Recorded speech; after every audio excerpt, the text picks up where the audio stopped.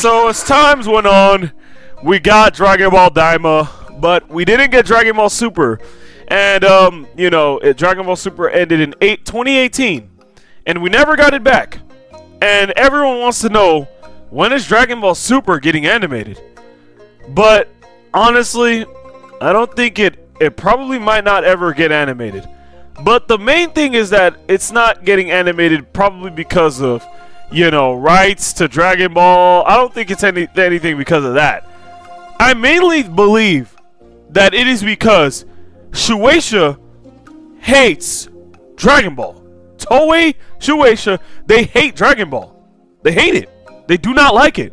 They like One Piece better. They want One Piece to be at the top. And I love One Piece. But bro, why can't Dragon Ball Z just be animated with One Piece? I mean, we seen the fight between Kaido and Luffy. That is some of the greatest animation sequences we have ever seen. Literally. So today we got reacting to Shueisha actually just hates Dragon Ball. They just do. I've came to the conclusion that it is not anything with rights or nothing of that sort. They just hate the show. They just hate it. They dislike Dragon Ball. So let's get to this reaction. Chumbas, have you... Oh, give me 1 sec. Alright, we're good now. Hey there, fellow Chumbas. Have you ever wondered why we have not gotten anything Dragon Ball Super anime related as of late? And by as of late, I pretty much mean as I mean, like, we got Dragon Ball Daima, but, bro, Daima was not what we asked for. An ass pull into Super Saiyan 4 with zero explanation, and they're telling us to say that's canon? Get that shit out of my fucking face.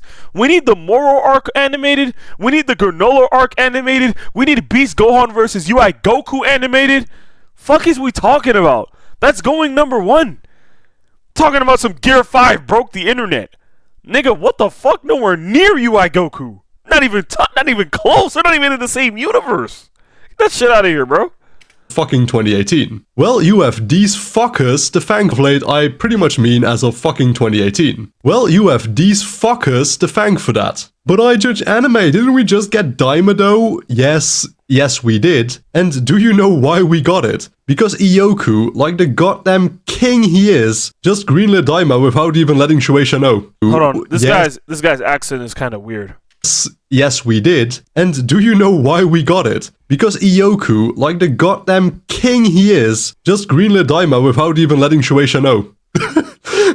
Like, Shueisha...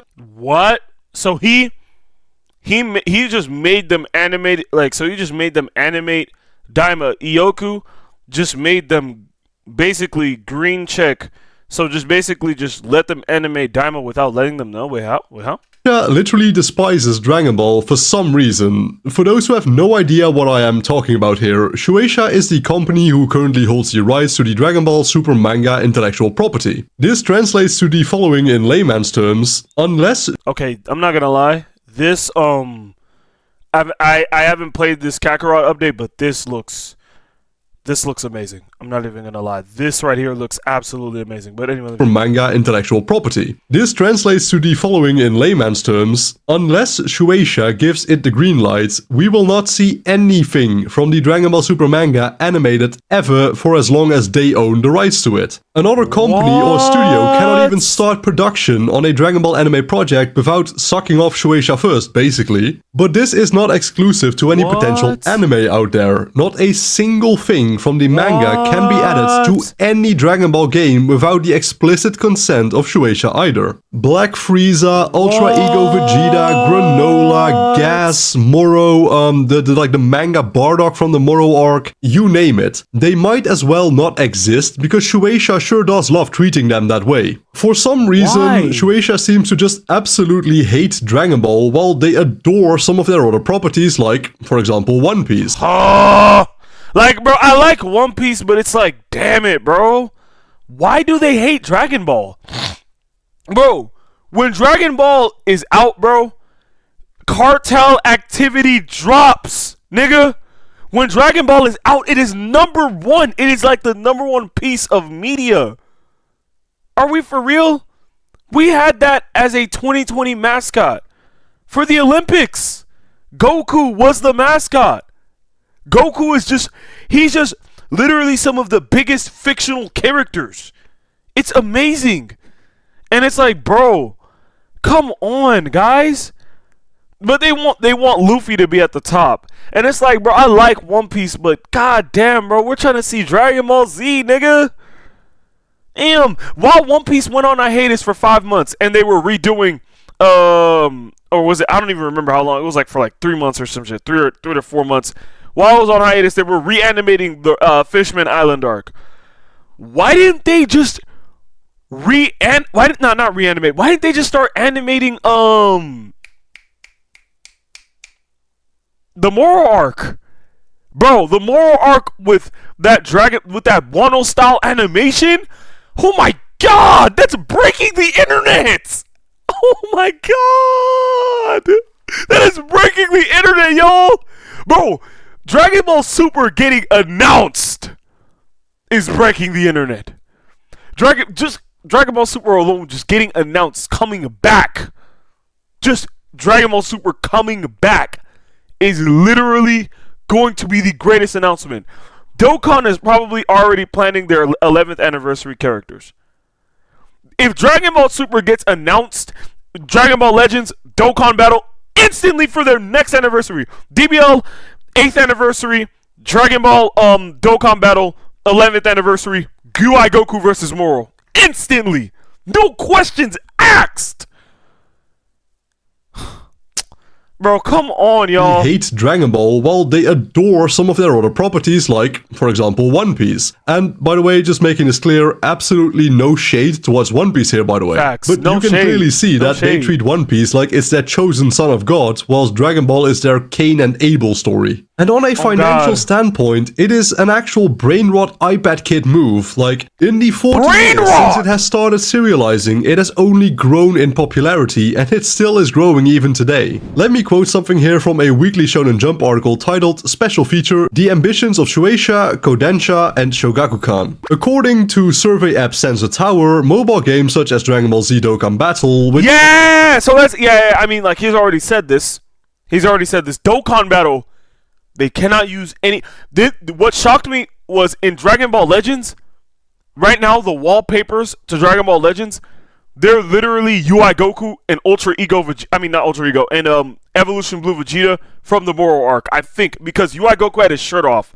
And UI Goku when he first went UI in the Tournament of Power in the manga, he didn't have his shirt off. He had the first time Goku went Super Saiyan outfit. You feel me? The blue shit is torn. And then Vegeta, he went Evolution Blue in the Tournament of Power, but the position that he was in, I think that was in the Moro arc. Now, I haven't read the Moro arc and I haven't seen the Moro arc, but because I did not see it in the Tournament of Power, and they only did these things after the Tournament of Power, it should be in the Moro arc or the Granola arc. And I didn't read the Granola arc either. which launched in 2015, So, yeah, have earned more than $5 billion in global revenue as of February. my god. Dokkan Battle has earned $5 billion in global revenue as of February 2024. So this was the 9th anniversary of Dokkan. And of course I keep up with Dokkan heavy. Dokkan has earned $5 billion in revenue. That was the 9th anniversary. Let alone the 10th. The 10th has been the biggest anniversary. It's not the best, but it's been the biggest. So just add another $1 billion to that. It's probably been like $6 billion. Plus we had the worldwide with Broly, the Broly trio, which is my favorite fucking LR, my nigga. Super Saiyan trio, that's my favorite LR. We had Family Kamehameha Gohan. Some animations suck in Dokkan, which is kind of crazy to me, but that's still, let's keep watching. 2024. The movie Dragon Ball Super Super Hero, which arrived in movie theaters in 2022, has amassed 13 billion yen in box office revenue. A theme park boasting... I don't know how much 13 billion yen is in American dollars. I'm not going to search that up, but I probably might pop it up on the screen here. I might, if I edit that in. But damn, 13 billion fucking dollars. That's 13 billion yen. I'm not sure how that is, but that's a lot. That is a lot. of a scale Okay. So we have an example of that. 13 billion yen in box office revenue. A theme park boasting of a scale comparable to that of Tokyo Disneyland has also been approved for construction in Saudi Arabia. Oh my gosh. All of this while the world continues to mourn the death of original author Mr. Akira Toriyama. Rest in peace, Akira, bro. You know, that's one thing, like, it's like, dang, bro. Like, out of Akira's name, y'all not gonna drop. Nah, I'm not gonna say all that, but I'm not gonna say all that. Rest in peace, Akira. But it's just like, cause it's just like, man, like we've been asking for Super for so long, and then we got. I know Daima. We've been working on that even before Akira Toriyama passed away. But it's like, damn. Toriyama, who passed away in March. However, rather than slowing down, the power of Dragon Ball seems to be accelerating and taking the rest of the world along for the ride. The franchise is very clearly still growing even today, but Shueisha somehow seems very reluctant to capitalize on this, even though they have at least 2 more manga arcs they can animate to get even more money from fans like me, because, you know, if there's a quality Dragon Ball adaptation or like piece of media, I don't mind buying it. But the problem is, there is none! And I suppose the main reason why Dragon Ball is being treated so piss poorly is due to a preschool level argument along the lines of, "This is mine and you can't have it." To quote the same article again, and this is a bit of a large section, so strap in. Last year, there was also a lot of commotion in the industry regarding this very property, being Dragon Ball. The head of the Dragon Ball room over at Shueisha, Mr. Akio Ioku, went independent, taking some of the staff Mr. Akio Ioku went independent, taking some of the stuff working under him along. Looking to obtain the property's creative and intellectual property management rights, he founded a new company, Capsule Corporation Tokyo, which took its name from a fictional enterprise from the Dragon Ball world. After having worked like, bro, oh my god. So right now, everyone is trying to argue who has the rights to Dragon Ball. So Dragon Ball, if Akira was probably still alive, Dragon Ball Super probably would have dropped. It probably would have dropped by now. Like, we probably would have been seeing already a trailer of it. Bro.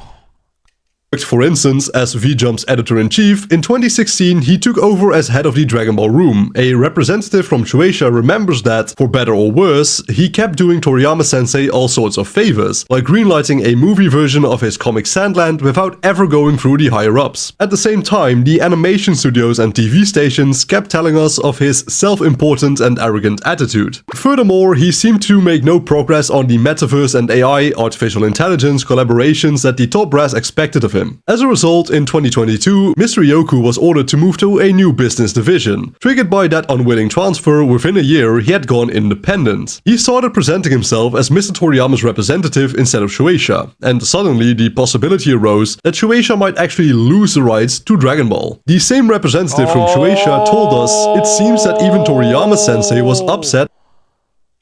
Oh, okay. I'm starting to understand. This sucks. That Mr. Ioku had been cast aside. The Shueisha chairman even personally went to the Toriyama residence in Aichi Prefecture, but could not persuade him. The ones most heavily impacted by these events were the people at Bandai Namco, who were making a killing from Dragon Ball video games such as Dokkan Battle. The same Dokkan Battle, we cannot use anything from the manga. We're not allowed to use anything. We cannot use anything from the. We will never get UI Goku versus Moro until it gets animated. A representative from Namco told us that Mr. Ioku was now Toriyama-sensei's independent spokesperson, but the manga's publishing rights still rest with Shueisha. Now, no one knows who to talk to regarding. Damn, because Mr. Ioku, he went independent because Shueisha was casting him aside.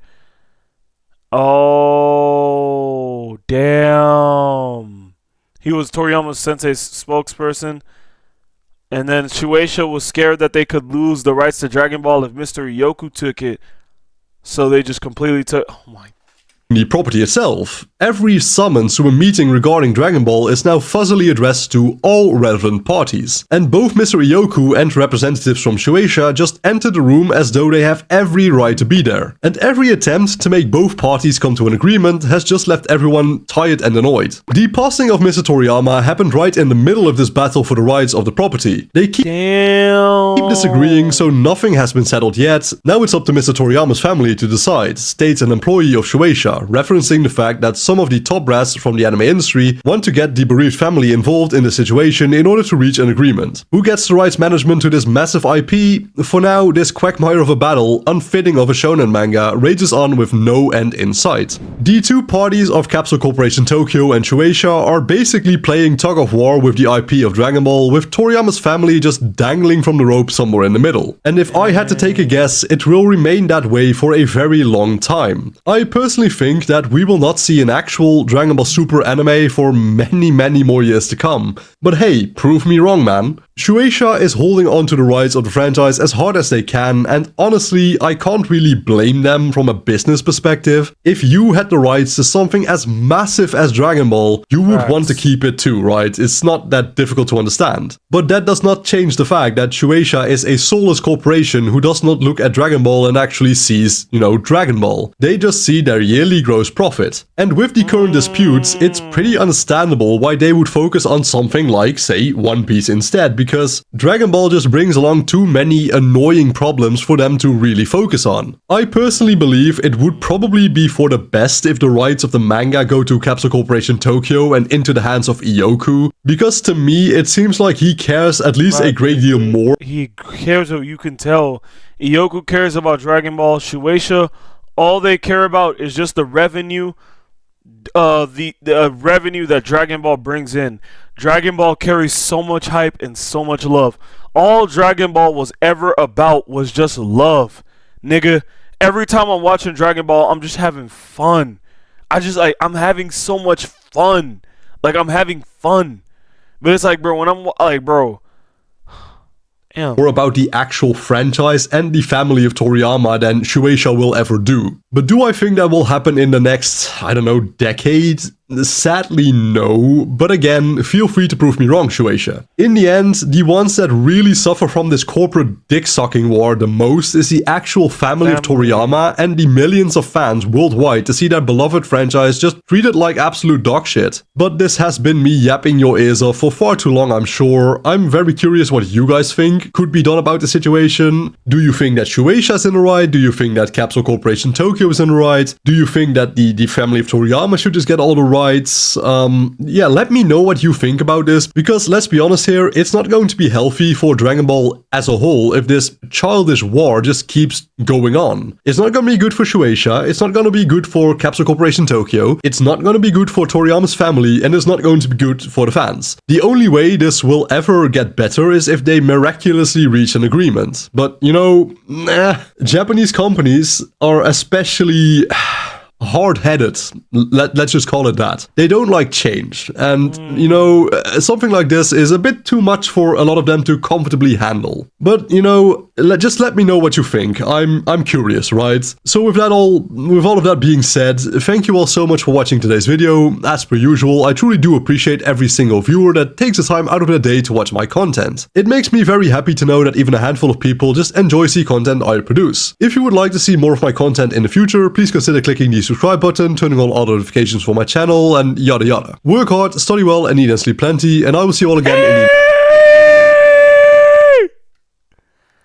Damn it. Alright, y'all, so I guess that's why we can't get Dragon Ball. Oh my god. Wait, let me finish this up real quick. Next video. Peace out.